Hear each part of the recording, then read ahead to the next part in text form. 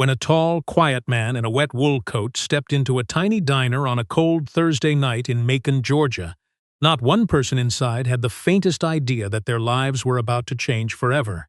It was January 9th, 2020. A 57-year-old woman named Earline Whitcomb was standing in her kitchen, doing arithmetic in her head that refused to come out right, no matter how many times she ran it.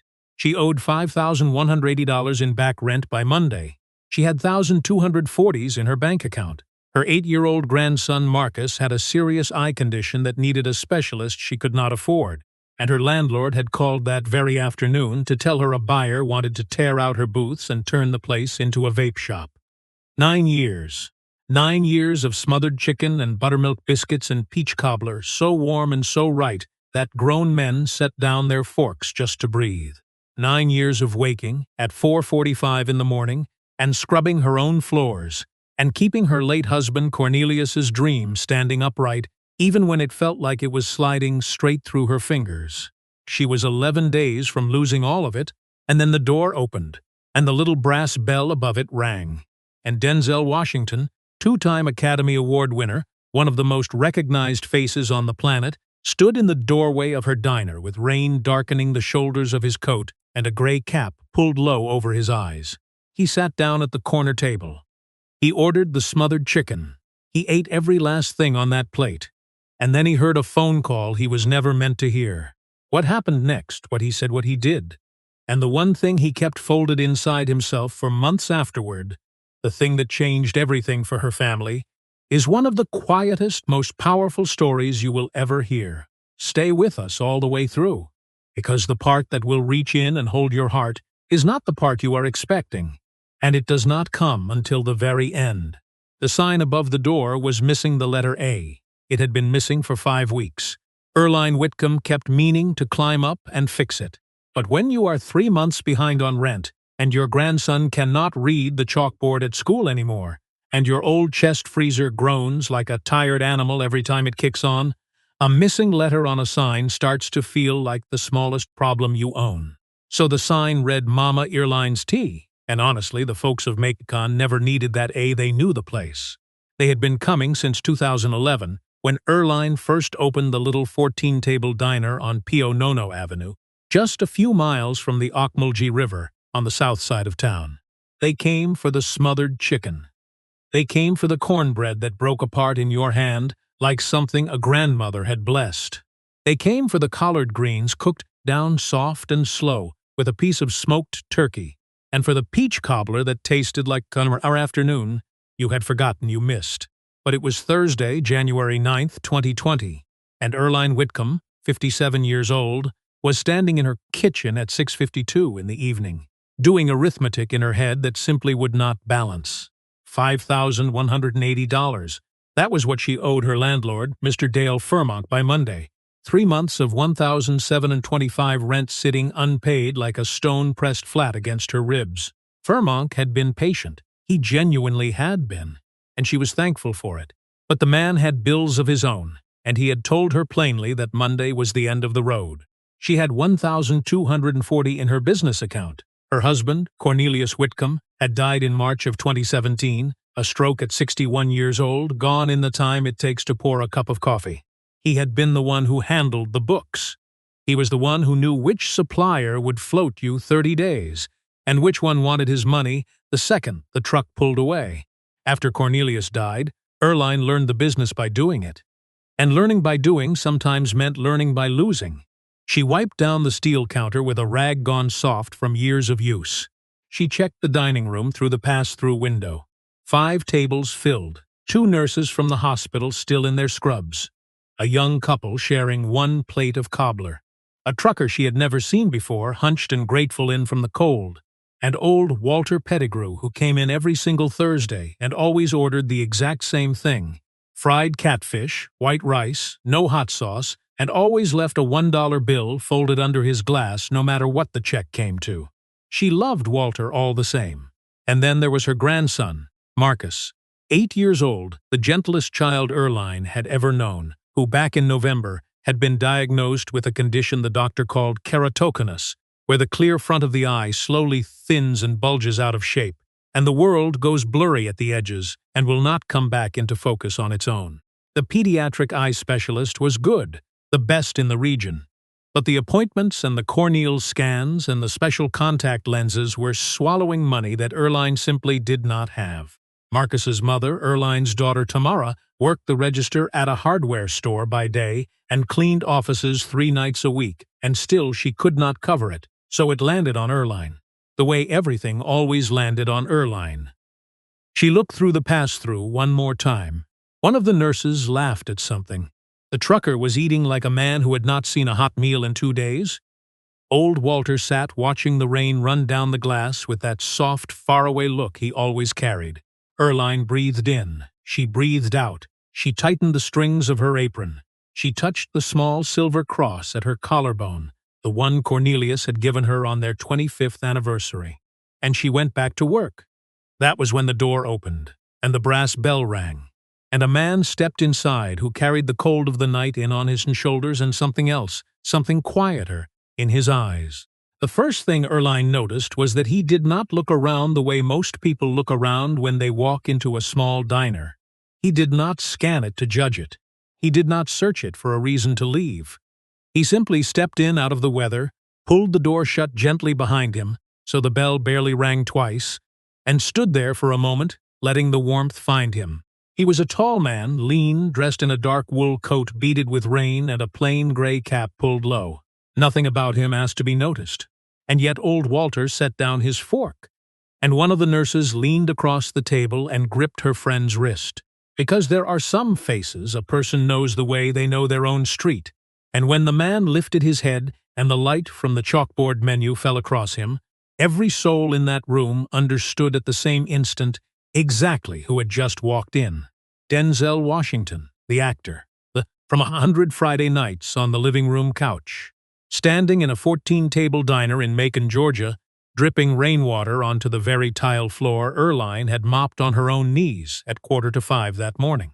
He did not perform his arrival. He did not wait for the recognition to ripple through the room and then bask in it. He just looked slow and unhurried at the chalkboard on the wall, and his face did something private as he read it, something soft, like a man reading a letter from a person he had loved a long time ago and lost touch with. Then he looked at Earline behind the counter. "Evening, ma'am," he said. His voice was the one from the screen, but, lower here, plainer, more like a man and less like a legend. "You still serving the smothered chicken this late?" Earline found her own voice somewhere underneath her surprise. "Yes, sir. Comes with cornbread, collard greens, and your pick of 2 sides. That macaroni and cheese on the board, that one of the sides?" "Yes, sir, it is." He nodded slowly, like that was honestly the best news anyone had handed him all day. "I'll take it just like that," he said. "And sweet tea, if you've got it made fresh." "I've got it," she said. He chose the small table in the back corner, the one farthest from the window, with his back to the wall. The way a man sits when he is tired of being looked at. He had no assistant with him, no driver hovering. No one at all. Just a tall man with rain on his coat and something thoughtful and worn living quietly behind his eyes.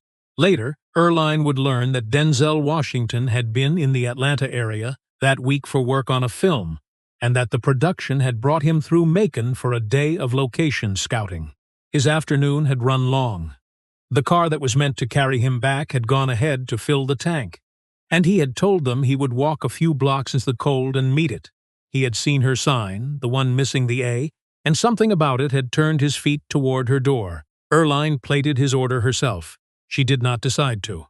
It simply happened, the way breathing happens. Her finest piece of chicken, the one with the deep golden crust on it, and the gravy spooned thick and dark across the top. Macaroni and cheese lifted from the very center of the pan, where it was richest. Collard greens that had been on the stove since the morning. Cornbread cut thick and still holding the warmth of the oven like it had somewhere it needed to be. She carried it to the corner table herself, and she set it down in front of him. "Thank you," he said. And it was not the practiced thank you of a man who knows 100 eyes are on him. It was just thank you. 2 plain words, aimed straight and true at her, and nowhere else. She went back behind the counter. And she watched him the way you can watch a person across a room without it being rude through the small oval mirror Cornelius had hung years ago by the coffee station. He had said every good diner needs eyes in the back of its head. She watched Denzel Washington take his first bite of that chicken. He went still. Not the ordinary stillness of a man eating his supper. The stillness of a man who has been reached by something, as if the food had spoken to him in a language he had not heard in a very long while, and his whole body needed a moment to remember how to listen to it.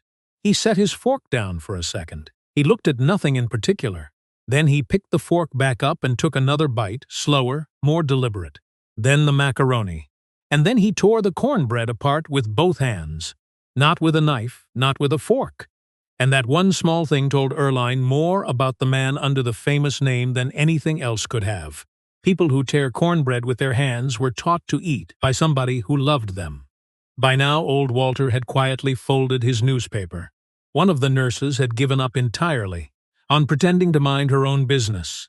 The young couple by the window had stopped sharing their cobbler and were just watching, wide-eyed, the way you watch something you know you will be telling people about for years. But Denzel Washington was only eating the way a genuinely hungry man eats a meal that is exactly, perfectly right, with his full attention, with no self-consciousness at all, and nothing left on the plate when he finished. He ate every last bite. Then he sat quietly, holding his glass of sweet tea, watching the rain crawl down the window pane, the same soft way old Walter always did on a Thursday night. Earline was just thinking she might walk over and ask if he wanted cobbler when her phone rang in her apron pocket. She stepped into the back just behind the pass-through, no more than 10 feet from where he sat, and she answered it. It was Mr. Dale Furmonk. 3 days early. "Earline," Dale Furmonk said, and the way he said her name carried the whole weight of what was coming next. She heard it right away, the reluctance folded into that single word, the apology already built in before he had said anything at all. "I hate to do this to you. You know I do. But I've got a man calling me about this property, a serious buyer, and I told him I'd have an answer for him by Saturday." Earline turned to face the wall and pressed the phone tighter against her ear. "Dale," she said quietly, steadily, the way Cornelius had always coached her for the hard calls. "Keep your voice level. Do not let them hear the fear. The fear belongs to you. You keep it." "I just need to the end of the month," she said. "I've got a church fellowship dinner booked for the 18th, 51 people confirmed, and I've got a retirement luncheon on the 25th. That is real money, Dale, both of those. I can have most of what I owe you by the first week of February. Most of it, maybe all." A pause on the line. "Earline, it is $5,180 sitting there. I have carried that for 3 months. I cannot keep pushing it down the road like it is nothing." "I know what I owe you," she said, and her voice did not break. She would not allow it to break. "I know every dollar of it. Cornelius always told me, you honor your debts or your debts will come to honor you, and neither way feels good. I am not asking you to forget the money. I am asking you for 3 more weeks." The pause that came next was longer. "This buyer," Dale said, and his voice dropped lower, almost embarrassed. "He wants to put in a vape shop." Earline closed her eyes. 14 tables. Cornbread made from a recipe her mother had written out on the back of a torn paper feed sack in 1986. The pencil faded gray now, but every word still readable. The smell of smoked turkey worked so deep into the walls over 9 years that the whole building carried it. Cornelius's handwriting still penciled on the inside of the supply closet door, where he had marked off the height of the shelving. A vape shop. 3 weeks, Dale," she said. "Please." The silence stretched so long she thought the call had dropped. "I can't give you 3 weeks," he said at last, and her stomach dropped clean through the floor. Then he added, "But I can give you until January 20th. That is Monday. You put the full $5,180 in my hand by Monday, and we go on like none of this ever happened. That is the very best I can do for you, Earline. I'm sorry." "Thank you," she said. "Dale, thank you." She hung up. She stood with her back flat against the cold kitchen wall, the phone pressed to her chest, and she did the arithmetic one more time, quick and merciless, in her head. Monday was 11 days away. She had 1,240. The church dinner might clear 6 20s after she paid for the food. The retirement luncheon, if every single thing went right, maybe 980. That came to $2,840. She was still $2,340 short. She breathed in. She fixed her face the way her mother had taught her to fix her face when life demanded it of you. She slid the phone back into her apron pocket, and she walked back out through the pass-through into the front of her diner. And Denzel Washington was looking directly at her. Not by accident. Not the way your eyes drift after movement in a room. He was looking at her the way you look at a person when you have just overheard something true and painful, and you are quietly deciding, without rushing it, without letting it show on your face, exactly what you are going to do about it. Earline felt the warmth climb into her cheeks. "I apologize for that," she said, smoothing her apron with both hands, the way she always did when she needed something to do with them. "Can I get you anything else? We've got peach cobbler tonight. Made it fresh this morning." He was quiet a moment, not an uncomfortable quiet, the kind with thought living inside it. "You made all of that?" he asked. "Everything that came out on that plate?" "Yes, sir, every bit of it." He looked down at the empty plate in front of him, as though he were still turning over what had been on it. Then he looked back up at her, and his eyes settled on her face with a steadiness that was hard to look away from. "Would you sit down with me a minute?"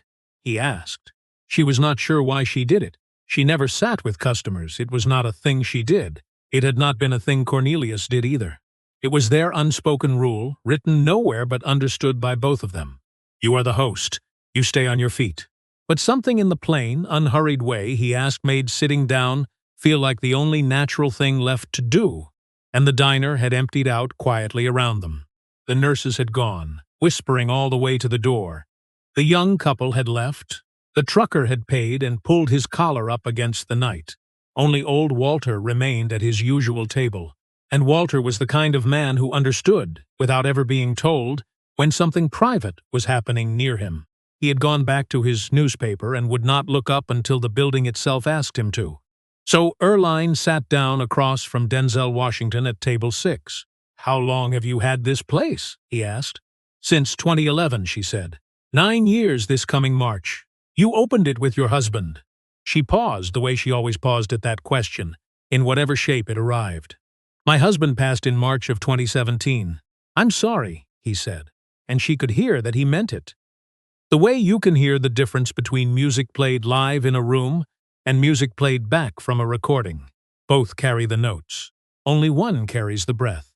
"Thank you," she said. He looked around the diner, slow and without hurry, at the chalkboard menu in its careful hand, at the framed photograph by the register, Earline and Cornelius on opening day in 2011, the two of them grinning so wide in front of a sign that still had its A that you could feel the joy lifting off the pictures like heat. At the little shelf by the front window where 2 potted geraniums sat, red-bloomed and stubbornly alive, he took it all in the way certain people take in a room. Not glancing at things, truly seeing them, then he said, "You're in trouble. Not a question, not unkind, just named. The clean, simple way a good doctor names a thing. So, the two of you can stop pretending it is not in the room and start actually speaking about it." Earline looked down at her hands folded on the table. "I didn't mean for you to hear any of that. I know you didn't." A pause. "How much?" She shook her head. "That is not something you need to be carrying. You came in out of the cold and you have been kind, and I am grateful for that, but, ma'am." His voice was gentle, but there was a quiet firmness underneath it, like good seasoned wood. "How much do you need to keep your doors open?" Outside, the rain had thinned to a fine, drifting mist. A single car moved slowly down Pio Nono Avenue, its headlights drawing a long, pale stripe across the wet asphalt and then letting it go. Earline looked up at him. $5,180, she said. By Monday, he did not flinch. He did not reach for his phone.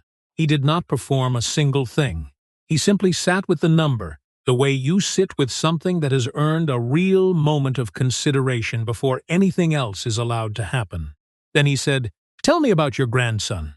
Earline's head came up. "How did you know about him?" "You said a specialist," he said quietly. "On the phone. I wasn't trying to listen." "But in a room this size, with walls that don't reach all the way up." He let the rest of the sentence rest where it was. So she told him. She told him about Marcus being diagnosed back in November. She told him about keratoconus and what it actually meant, how the clear window at the front of the eye slowly thins and pushes out of shape, and how a child stops being able to read the words on a chalkboard and is too proud and too gentle to say so out loud. She told him about the specialist, who was excellent and careful and kind, and how kindness, unfortunately, did not lower the numbers printed on the bills that came afterward. She told him about Tamara working the hardware store register by day and cleaning offices by night. She told him about Marcus drawing pictures, always pictures, of airplanes and rocket ships and faraway places, holding the paper closer and closer to his face each month and never once complaining about it, because he did not want his grandmother to worry. She told him more than she had meant to tell anyone who was not family. But it came out the way things come out when a person has been carrying them alone for a long, long time, and someone finally sits down across from them and looks at them. Not through them, not past them, not at the diner owner or the grieving widow or the woman behind on her rent, at just her, the actual person underneath all of it, as though she were worth the whole weight of his attention. He listened to every word. He did not look at his phone once. When she finished, the diner was so quiet, she could hear the rain ticking on the roof and the old freezer cycling on in the kitchen with its low, tired groan. "Can I see a picture of him?" he asked. Earline took her phone from her apron pocket. She opened her photos and turned the screen toward him. There was Marcus, 8 years old, a gap where his front tooth used to be, wearing a blue shirt with a white rocket ship on the front, holding up a crayon drawing of an airplane he had made and was enormously proud of. Denzel Washington looked at that photograph for a long time, longer than people usually look at a picture of a child they have never met. Then he handed the phone back, carefully, the way you hand back something that belongs to a person and matters to them, and you want them to know that you know it. And then he said something. Something Earline would not repeat to another living soul, not to Tamara, not to old Walter, for many long months to come. And then he asked her for a piece of paper. She gave him the back of an order ticket from the little stack she kept by the register, plain white, the diner's name printed across the top. He took the pen she handed him, and he wrote something on it, pressing carefully, the way a man writes when the words matter to him and he wants them to arrive legible. He folded the paper twice. He held it out to her across the table. "Don't open this tonight," he said. "Go home, get some sleep first. Open it in the morning." Then he stood. He paid for his meal at the register, and he left a $100 bill on the table, folded once and tucked under the rim of his empty tea glass so the weight of it would mean something. He shook her hand with both of his the way certain church deacons do, the way people do when a handshake is meant to hold more than a handshake usually can. And then he pulled his cap low, stepped back out through the door, and was gone into the cold Macon mist. Earline stood alone in the middle of her quiet diner, holding a folded order ticket, while old Walter watched her gently from across the room and said not one single word, because Walter always understood when silence was the kindest thing a person could offer. She almost opened it right then. Her fingers were already working at the fold. She stopped herself. She could not have said exactly why. Something in the way he had said it, "Get some sleep first," had landed less like a suggestion and more like something she ought to honor. She locked the doors. She drove home to the small house on Anthony Road. She called Tamara to say good night to Marcus. She ate a bowl of cereal standing up at the kitchen counter, because sitting down to a real plate felt like more than she had left in her that night. She climbed into the bed she had shared with Cornelius for 26 years, and she set the folded order ticket on his side of the mattress. She did not sleep well, but she slept. At 4:38 in the morning, she reached over and picked up the paper. She unfolded it. There were 2 things written on it in large, steady handwriting. A phone number she did not recognize, and beneath it 9 words. "Call this number at 9 a.m. I already spoke with her. That was all. No name beside the number. No hint of who her was, or what had already been said, what one phone call was about to set into motion." Earline set the paper down on Cornelius's pillow. She made coffee at 5 o'clock. She sat at the kitchen table, watching the Georgia sky outside her window go from black to deep gray to that pale, washed-out blue that comes just before the morning finally commits to being daytime. At 8:59, she picked up her phone. At 9 exactly, she dialed. It rang twice. A woman answered. Her voice was warm and professional and carried the particular calm of a person who has spent years delivering difficult news to frightened people and has learned that steadiness is its own kind of mercy. "Mrs. Whitcomb?" Earline gripped the phone. "Yes. My name is Dr. Patricia Vandermeer," the woman said. "I'm a pediatric ophthalmologist. I specialize in corneal conditions in children, including keratoconus. Mr. Washington called me last evening and told me about your grandson, Marcus." A brief, gentle pause. "I would like to see him, at no cost to your family. Can you bring him to my office this week?" Earline Whitcomb put her hand over her mouth. She sat at her kitchen table in the early morning light, with Cornelius's empty chair across from her and her coffee gone cold at her elbow, and she cried. Not the quiet, composed kind of crying she had trained herself to do since March of 2017. The kind you do with your jaw clenched tight and your eyes aimed at the ceiling so the tears slide off sideways and nobody has to know. This was the other kind. The kind that comes surging up from somewhere so deep that it surprises you completely, like water breaking through a floor you had believed was solid. The kind that means something inside a person, has been holding itself in for far, far too long. She cried for a long while at that table. Then she wiped her face with a dish towel, and she called Tamara. And Tamara cried too. Here is what happened over the 11 days that followed. On Saturday, January 11th, a cashier's check arrived at Mama Earline's table, made out to Dale Furmonk for exactly $5,180. It came by courier, tucked inside a plain envelope, drawn on an account she did not recognize. There was a single yellow sticky note pressed to the front of it. It for the cornbread. Dale Furmonk received it that Monday. He called Earline within the hour. "Earline," he said slowly, "what on earth happened?" "I had a very good customer come in on Thursday night," she said. On Tuesday, January 14th, Earline drove Marcus to Dr. Patricia Vandermeer's office. Dr. Vandermeer had trained at Emory and completed a fellowship at Wills Eye Hospital in Philadelphia, and she was, in the careful way doctors speak about other doctors, exceptional. She examined Marcus for the better part of 2 hours, taking her time explaining every machine and every light in words an 8-year-old could follow. She told Earline that Marcus's keratoconus, caught at this stage, was very treatable, that with a procedure called corneal cross-linking and the right specialized lenses, Marcus had an excellent chance of keeping clear, stable sight in both eyes for the rest of his life, that she would take over his care personally, that every visit, every scan, every lens, all of it was already handled. Marcus, for his part, studied the small star-shaped studs in Dr. Vandermeer's ears and then asked her, with great seriousness, whether a person could fly airplanes if they had to wear special lenses. Dr. Vandermeer told him that plenty of pilots wore lenses, and that if he kept up with his treatment, the sky was not going to be the thing standing in his way. On January 18th, the church fellowship dinner filled every table she had.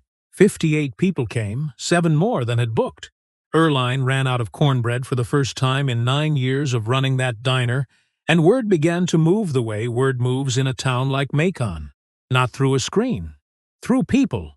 Old Walter told the men at his barber shop. One of the nurses told her whole floor at the hospital. The young couple told their families. A reporter from the local paper heard it secondhand and came in for the smothered chicken, and wrote a small, warm story that ran on a Sunday with a photograph of Earline carrying 2 plates across her dining room, and a headline that simply said a kind man stopped here. Denzel Washington's name was never printed in that story. By his own request, passed along through Dr. Vandermeer, it never was. He had not done it to be seen doing it. By the end of the month, Earline's diner was full at every meal, and the booths Dale Furmonk had nearly sold out from under her were the most wanted seats in that part of town. But there is still something this story has not told you, because the 9 words on that order ticket were not the only words Denzel Washington gave Earline Whitcomb that night.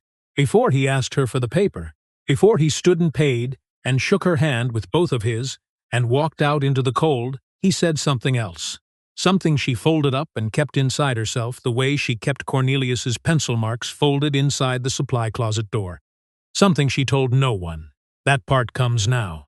It is March 14th, 2020. Earline Whitcomb is standing at her stove at 7 o'clock in the morning. Her diner around her is quiet at this hour. Every table empty and waiting, the second dining room, the new one, still smelling faintly of fresh paint and new beginnings. She is thinking about what he said. Here is what he said. After she had shown him the photograph of Marcus, and he had handed the phone back carefully, and the diner had gone completely still around them, Denzel Washington looked at her and he said this. "My mother did hair," he said. "Mount Vernon, New York, stood on her feet from morning to night every day for other people. And my father stood up in front of a congregation on Sundays and preached. 2 different rooms. But I watched both of them my whole life, and they were doing the same exact work." He paused and let it settle. "They were serving people with their own 2 hands. My father used to tell me that was a form of prayer, the kind you don't say with your mouth." He looked around her diner, slow, taking in the chalkboard and the photographs and the geraniums on the windowsill. "This whole place is a prayer," he said. "You've just too tired to hear yourself saying it." And then, and this is the part Earline held closest of all, through the check and the phone call and Dr. Vandermeer and the full tables and every single thing that came after, he leaned forward slightly and he said one last thing. "Cornelius knew exactly what he was doing when he chose you," he said. "That man chose right." Earline sets down her wooden spoon. She touches the small silver cross at her collarbone, the one Cornelius gave her on their 25th anniversary. Outside on Pio Nono Avenue, the morning traffic is beginning to move. The sign above the door glows clean and whole in the early light, every letter present, every bulb working. Mama Earline's table, all of it still standing. And that is the story of the cold night Denzel Washington walked into a dying diner in Macon, Georgia, and quietly moved every obstacle out of one hard-working woman's path so that a light she had nearly let go out could go on burning. Kindness like that does not make the news very often. The man himself made sure this particular kindness never did. But it deserves to be heard. It deserves to be carried from one person to the next. Because somewhere out there, right now, there is someone working 2 jobs, mopping their own floor at 4:45 in the morning, holding an entire family together with tired hands and a strong, quiet heart. And a story like this one reminds every one of us of something simple and true. That every human being who serves others deserves to be truly seen. And that one unexpected moment of respect, offered to the right person at the right time, can change everything. So before you go, we would love to hear from you. Tell us in the comments, did this story make you think of someone in your own life who works quietly and never asks for thanks? Tell us about them. Tell us where in the world you are watching from. We have people joining us from everywhere, and it means a great deal to see your towns and your countries and your hometowns. And if this story moved something real in you, take 1 second and tap that like button. It is a small thing, but it tells us to keep searching out stories that are worth the telling. And if you believe the world could use a little more quiet kindness in it, subscribe to this channel and bring someone you love along with you. Share this story with just one person today. Just one, because that is exactly how kindness travels. One person, one open door, one warm plate set down on the table at a time. Now go ahead and click the video already waiting for you on your screen. The next story is ready when you are.